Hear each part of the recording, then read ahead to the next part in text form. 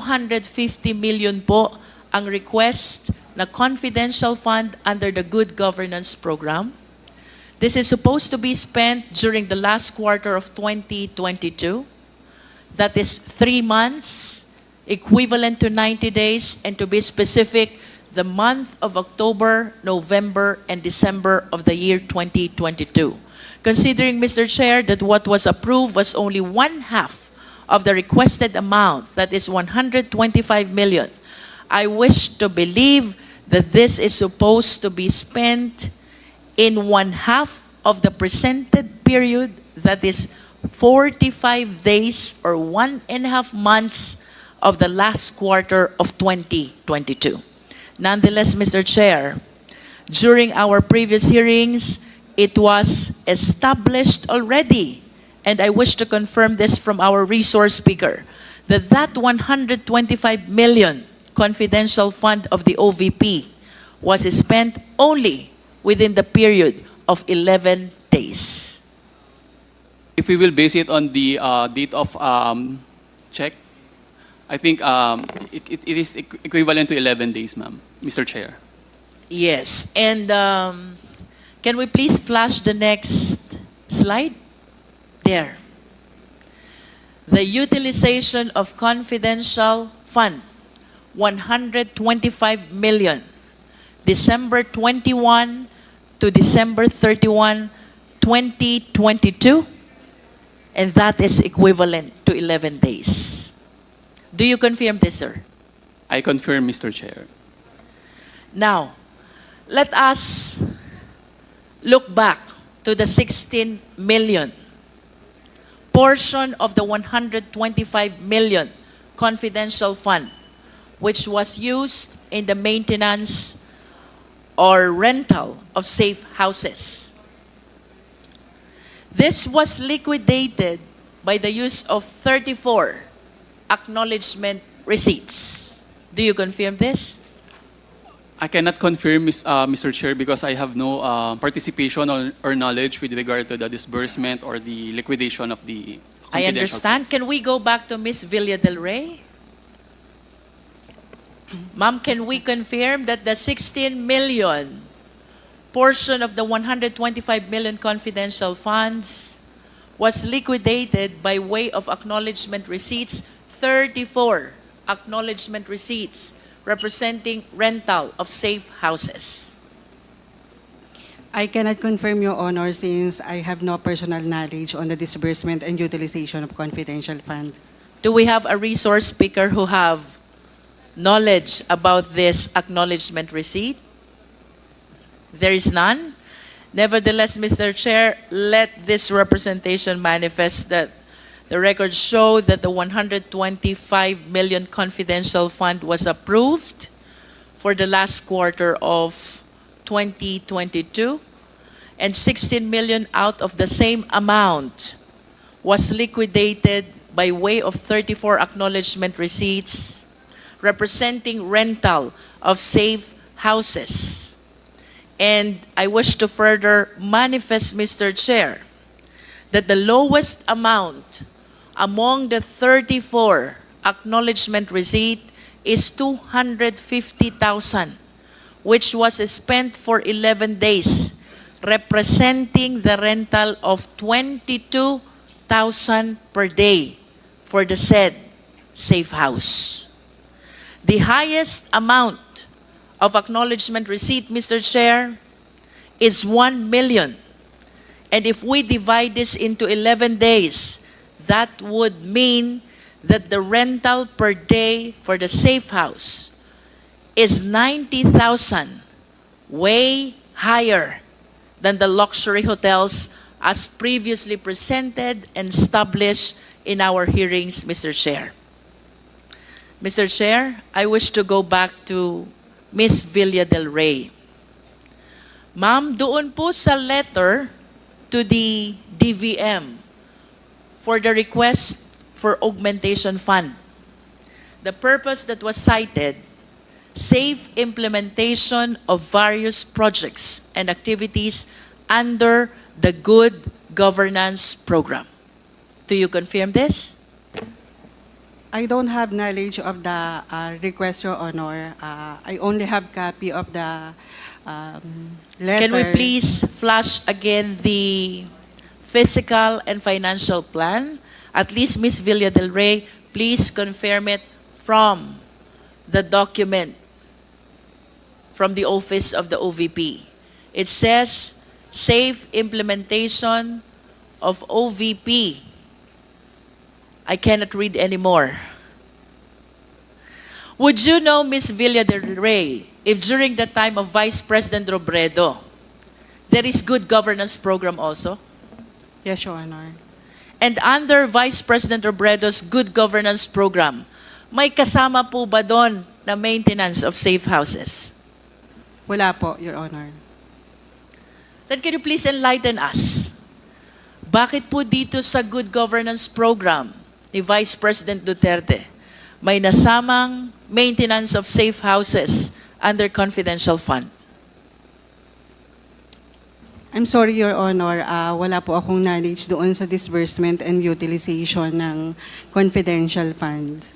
Nonetheless, Mr. Chair, I wish to manifest that although both Vice President Robredo and Vice President Duterte, Congresswoman Luistro, maybe we can ask Attorney Sanchez because I noticed that her name was included in that document.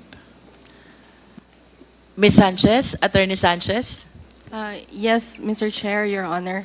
do you confirm that Vice President Robredo has good governance program also? Yes, Mr. Chair. Would you Your Honor. confirm that under Vice President Robredo's good governance program, there is no confidential fund? Yes, Mr. Chair. And Your would Honor. you further confirm that under Vice President Robredo's good governance program, there is no maintenance of safe houses? Yes, Mr. Chair, Your Honor. Please enlighten us. Bakit po pagdating sa programa, same program, good governance program of Vice President Duterte, biglang nagkaroon ng confidential fund, biglang nagkaroon ng maintenance of safe houses? Your Honor, the budget was proposed by the Office of the Vice President. And it would be for different programs, Your Honor. But as to the details, Your Honor, I do not have information on the specific details and items to be spent under the confidential expense. Would it Your be Honor. correct to say that the key officials of Vice President Duterte altered the menu of the good governance program of then Vice President Robredo? Mr. Chair, Your Honor, I think that would be a possible explanation, Your Honor.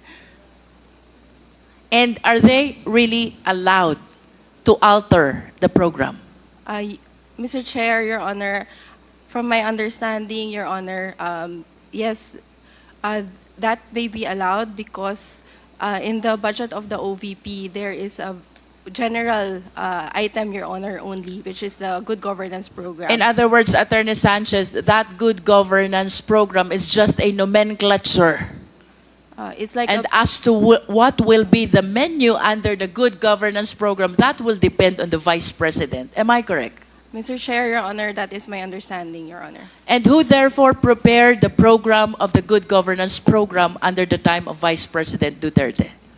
Mr. Chair, Your Honor, that would be the Office of the Vice President, Your Honor. Can you please cite the name? Who in particular among the key officials prepared? Your Honor, I do not have the specific information on who the particular persons who prepared, but the request was submitted to the Budget Division, Your Honor. Nevertheless, Mr. Chair, in spite of the admission of Attorney Sanchez that they can alter, what is clear, the program Good Governance under Vice President Duterte suddenly include confidential fund and maintenance of safe houses, items which were never seen and which were never included in the program of Vice President Robredo. Am I correct, ma'am? That is correct, Mr. Chair. Another important observation, Mr. Chair, Attorney Sanchez. Last quarter of December 2022, OVP spent 16 million for maintenance of safe houses. Do you confirm? I have no personal knowledge, Your Honor. May we know if any one of you has personal knowledge about this? Ms. Villa del Rey? None, Your Honor. Nevertheless, let me finish this manifestation. 2022 last quarter, the OVP spent 16 million for maintenance of safe houses. This was followed by 2023 first quarter, another 16 million for maintenance of safe houses.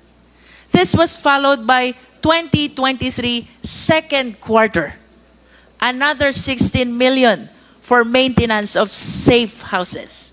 And finally, 2023 third quarter, this time 5 million maintenance of safe houses.